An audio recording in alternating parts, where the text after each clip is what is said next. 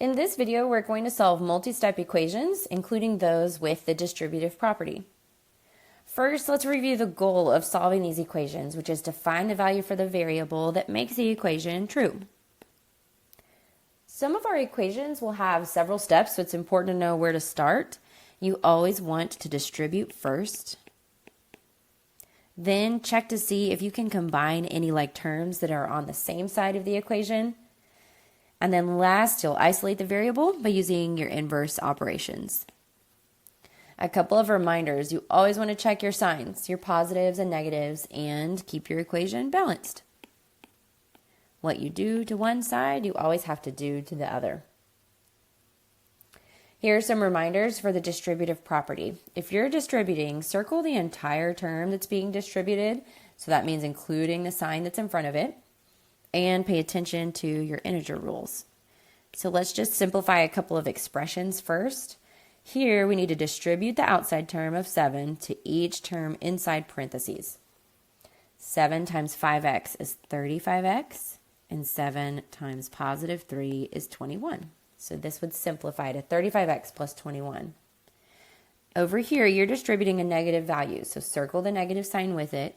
Negative 3 will be multiplied to 2x, and then because this is subtraction, you can think of this as negative 8.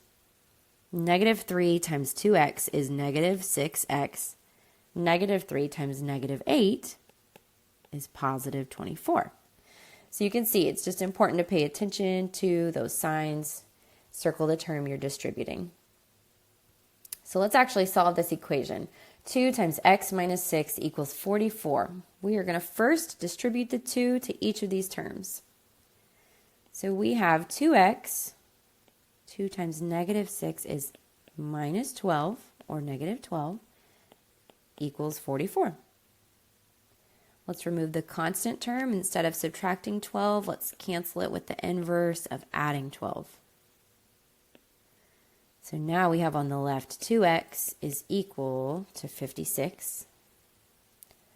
To get x by itself, instead of multiplying by 2, we need to divide by 2. So here that will cancel to 1x.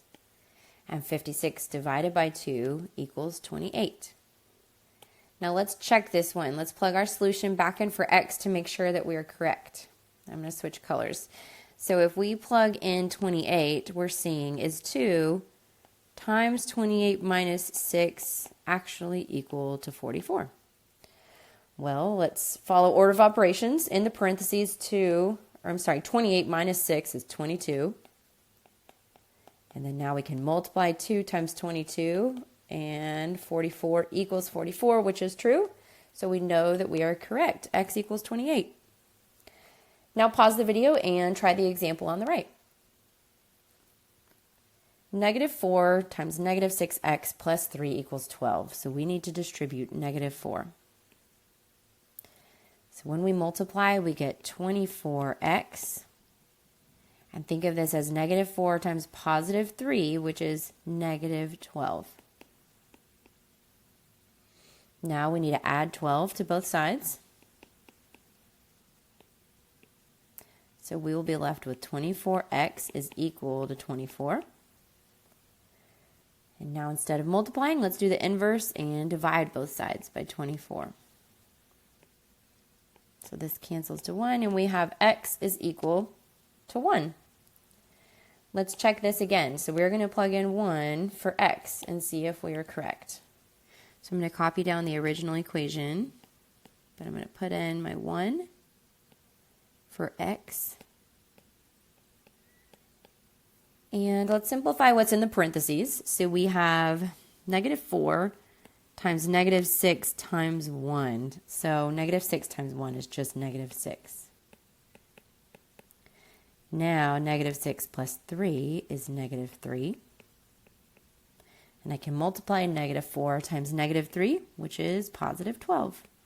12 equals 12, so we know that we are correct in saying that x equals 1. Great, let's do a couple more. So in this first equation, there's kind of a lot going on, but I see parentheses, so I know that the very first thing I need to do is distribute. I get negative 6x plus 9, because a negative times a negative is a positive, And then I'm going to copy down the rest of the equation. Now this example is a little bit different because at this step I have like terms on the same side of the equation.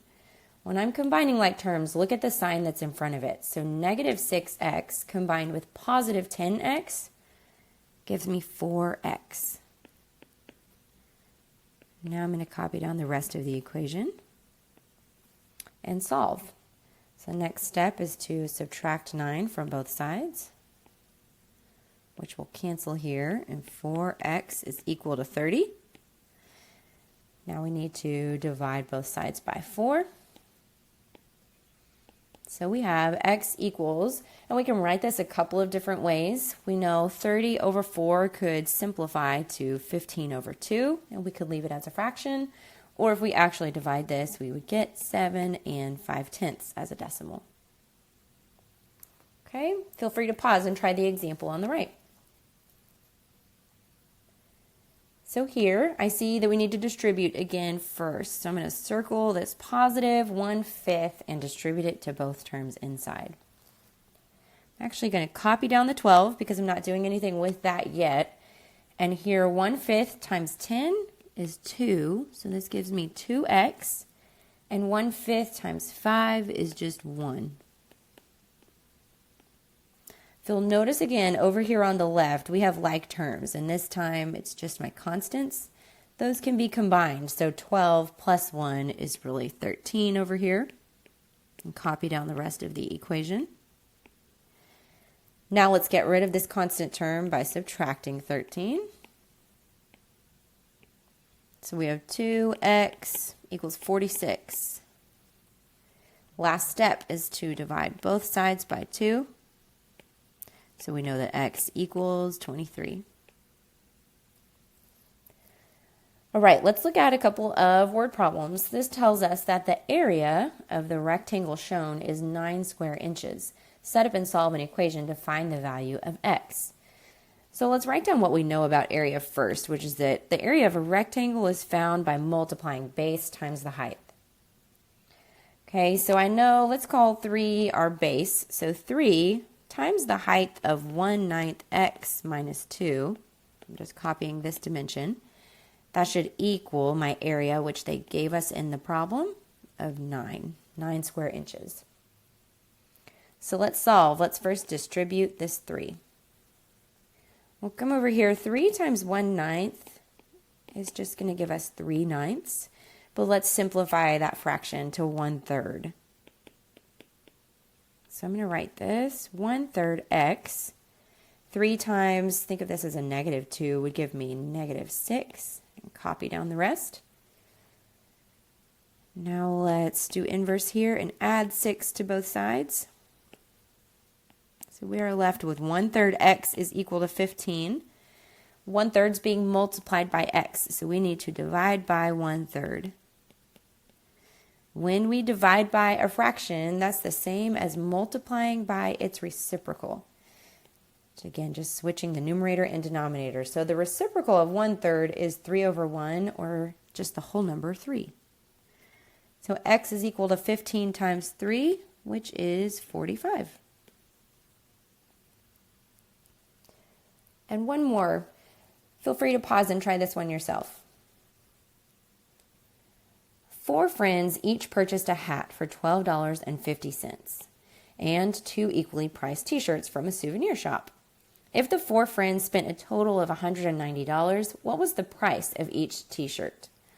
Let's start by identifying our variable. What the question is looking for is the price of each t-shirt. We can choose any letter. I'm going to choose P for price. Okay, so that's what we're looking for. I'm going to go back and highlight some important information. There are 4 friends, and they each purchased the same things. They purchased a hat and 2 equally priced t-shirts. For me, sometimes it helps to write the situation in words, not completely using numbers in my equation yet.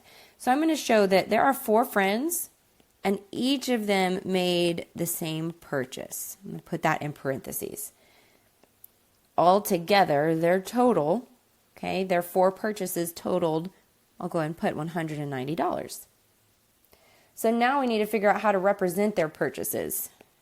Okay, each of them purchased, well, first we read a hat, which we know the price of, $12.50. And they purchased 2 equally priced t-shirts, but we don't know the price. That's what we're looking for.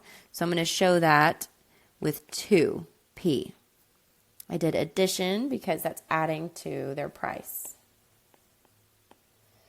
Okay, so now we're ready to solve. We can distribute the 4 to both of these terms. Okay, so 4 times $12.50 is 50. 4 times 2p is 8p.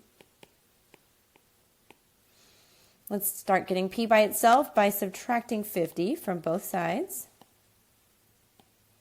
So I have 8p equals 140. Then the last step is to get rid of the 8 through division. So that'll cancel to 1p equals 17 5/10. But since we're talking about price or money, let's call it $17.50. All right, so you just solved multi-step equations with distributive property. I'm going to show 2 more slides with 5 extra practice problems. If you would like some more practice, you can pause the screen and work through those. Awesome job.